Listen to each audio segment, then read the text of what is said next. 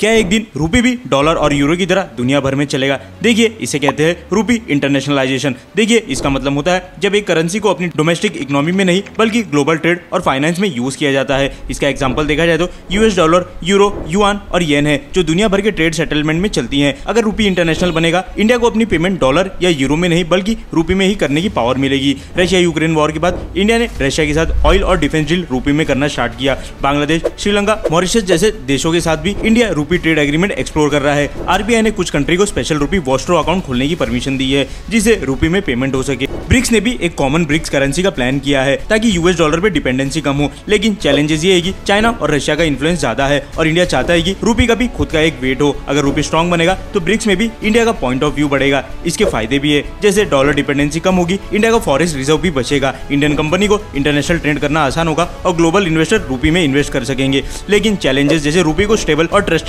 बनाना पड़ेगा, इंडिया को अपना फाइनेंशियल मार्केट लिबरलाइज करना पड़ेगा और चाइना जैसी बड़ी करेंसी पावर से कम्पीट करना होगा। रूपी इंटरनेशनलाइजेशन एक बड़ा इकोनॉमिक और जियोपॉलिटिकल स्टेप है। क्या भारत अगले 10 साल में डॉलर और युआन को टक्कर दे पाएगा?